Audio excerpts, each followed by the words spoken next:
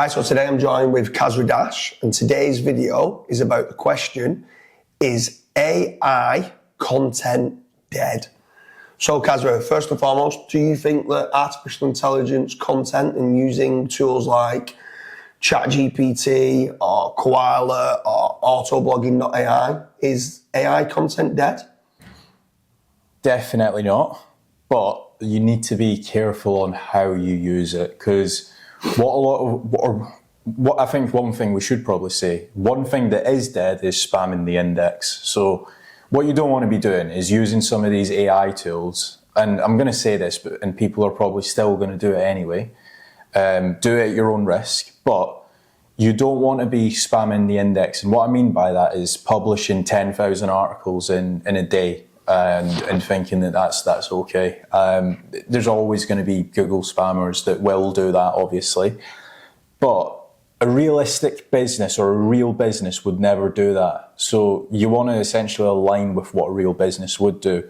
A real business would probably upload, I don't know, maybe 10 blogs a month. They might have their service pages already uploaded through to their website. So that's one thing that I would be going down the path of, trying to basically be a real business. Yeah. What do you think?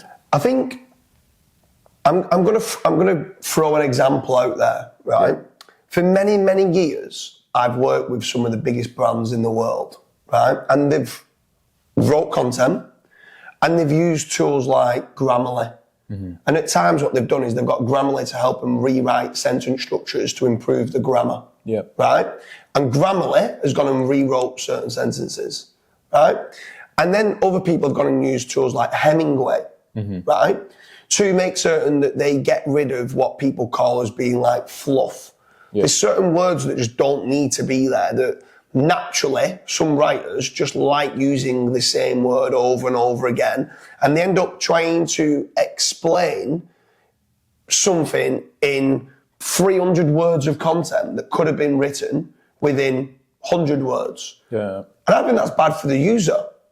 So knowing, generally speaking, what Google wants, it wants good quality content that the user likes.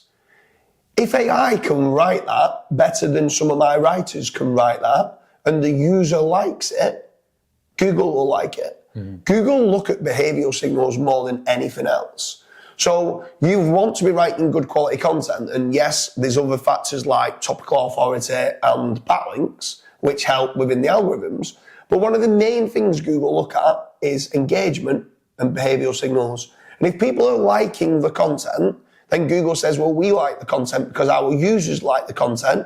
If our users like the content, they like Google, which means they're going to use Google more, which means they're probably going to make more searches in Google, which then indirectly means they're going to make more money because of their ads.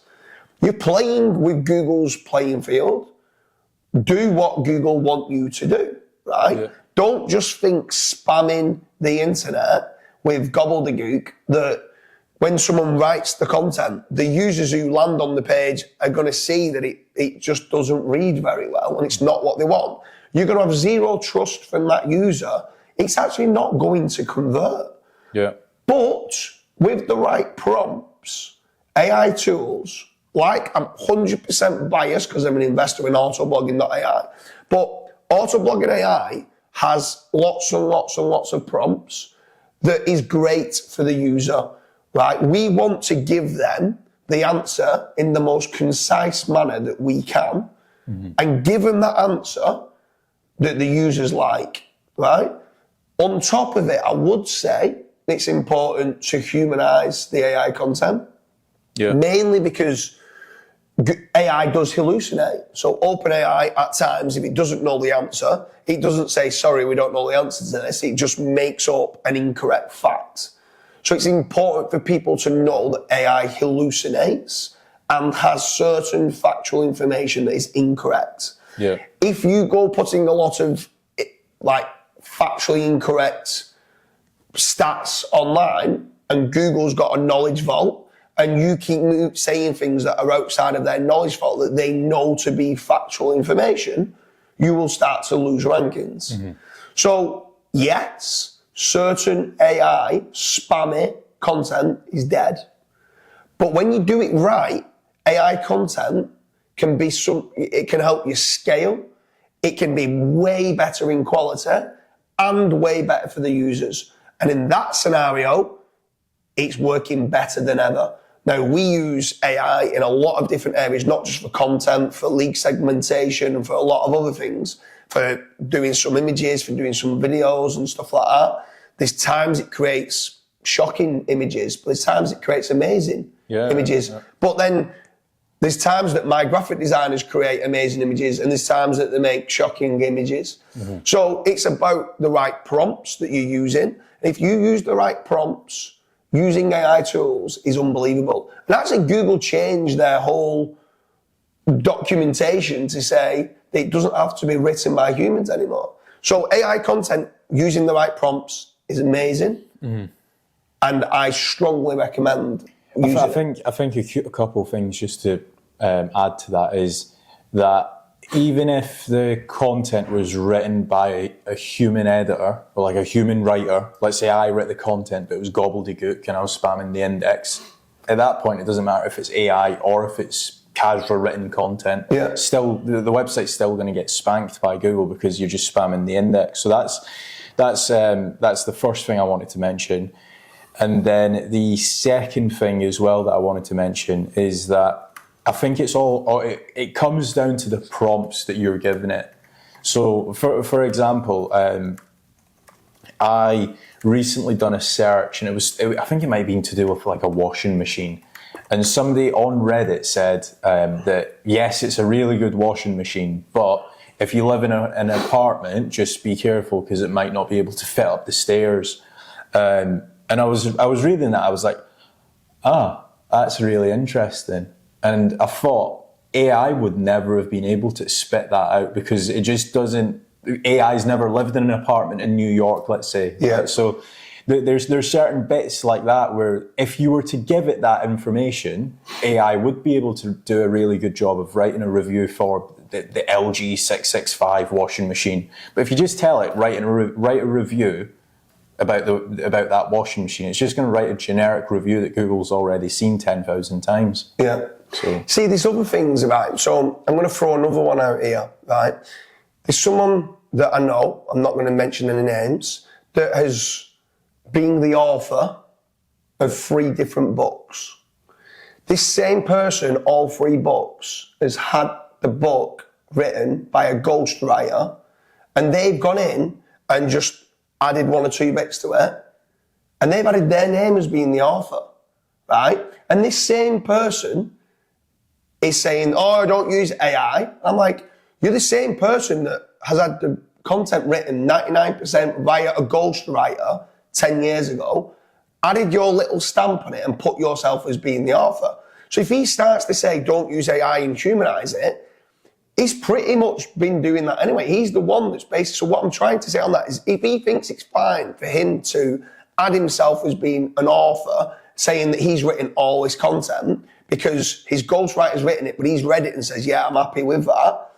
If I get AI to write it and I humanize it slightly, but I'm happy with what the AI spits out and say, this has been written by James Dooley, that's exactly the same as an author getting it ghostwritten by someone. Yeah. So I'm still putting my stamp of approval on it. Just using it blindly and not humanizing it and reading it before you upload it, I don't think is very good because it hallucinates. But having now trained up our team, a lot of our writers now have been changed from writers to AI prompt engineers and editors. Mm-hmm. Their output now is 5 to 10x what it was previously. And do you know what's even more important? It's not just the quantity that's better, the quality is so much better. Yeah. Like for the users, we got 100 articles rewritten that was on our website, and we sent 100 articles that was pre-written by humans probably 5 years ago. These was articles that wasn't doing very well and wasn't ranking very well. Yeah. And we knew that we needed content freshness on these articles.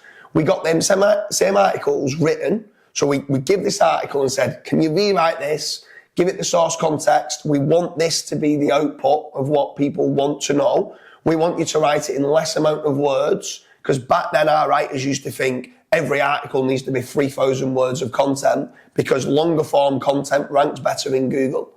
Not what's best for the user, just what's best to try and rank in Google. The AI completely rewrote the article, almost shaved half of the content off there, so now it became 1,400 words, 1,500 words of content. We re-uploaded it, it ranked way better in Google anyway, started to rank and get clicks. But we also went out and did a survey and asked the user, which one's better?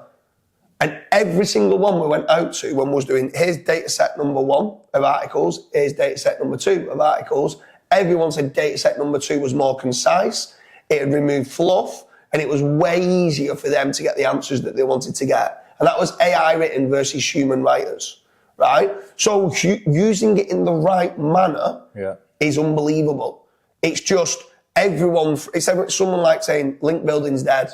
No, when you build toxic links, your website's dead. If you build good quality links that's relevant, that gets traffic and that's powerful, and that users are going to end up clicking onto and going, oh, I can click through to your website, well, links are working better than they ever have done. So link building is definitely not dead. But AI content, just throwing all AI content is under the same bucket. No, I'm not being disrespectful, but if you just go and write in ChatGPT, write me a 4,000 word article on this subject, it's not going to be that good.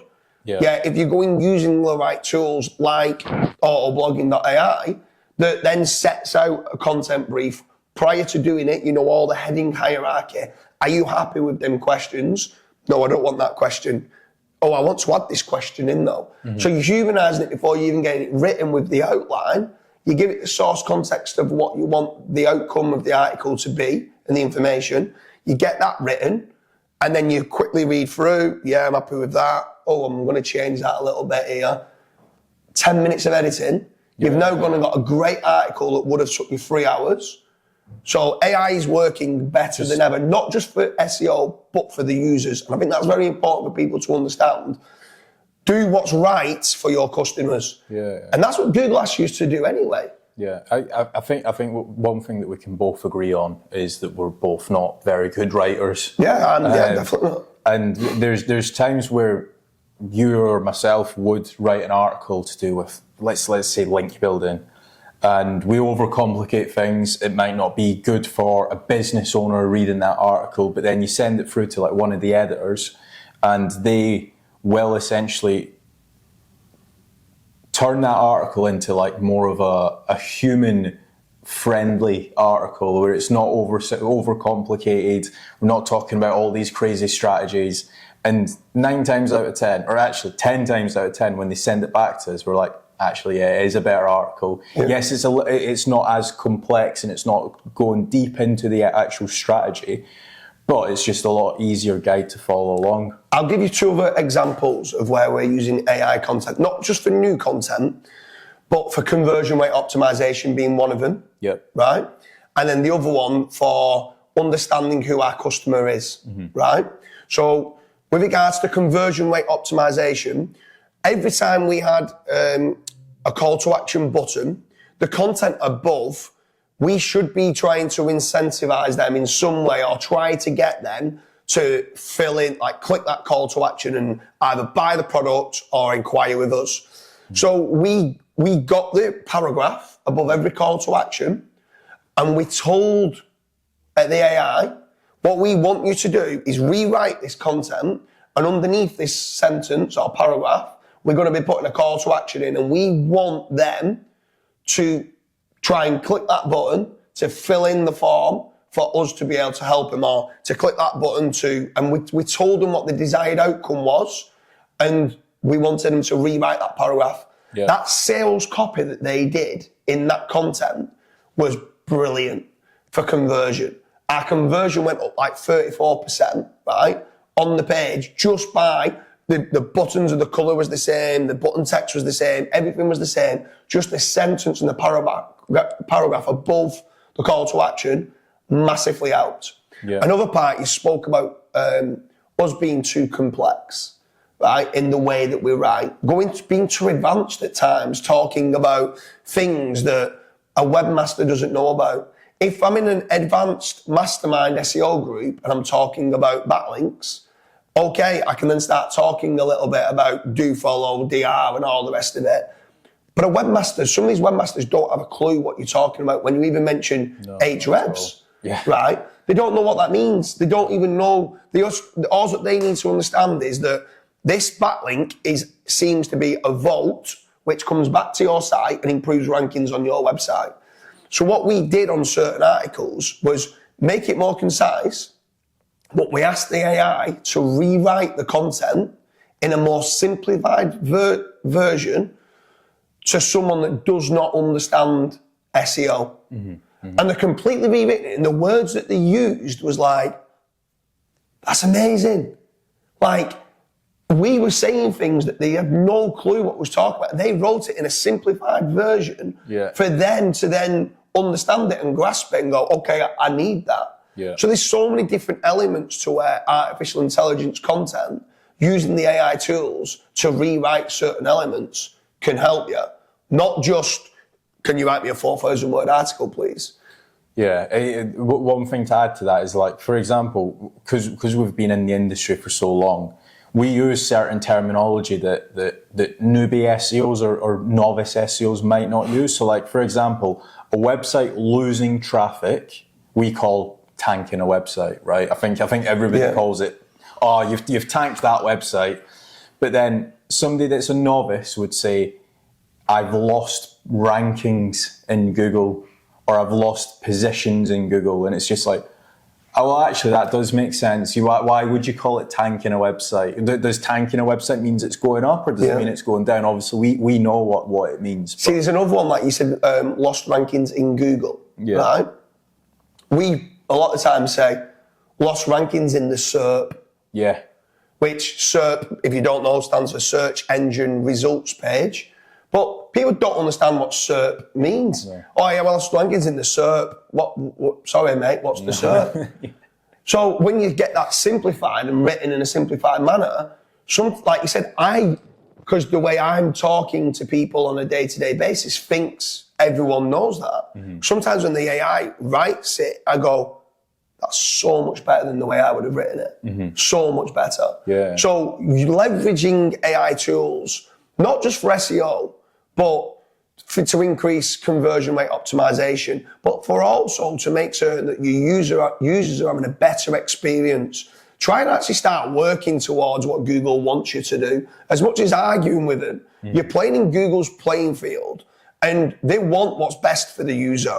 You should be wanting what's best for the user, because what's best for the user is potentially your customer. You want your customer to have a good experience on your site and hopefully do what you're wanting to do, which is buy your product or fill in a form and inquire with you.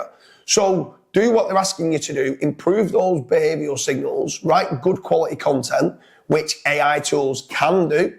AI content is definitely not dead when done in the correct manner.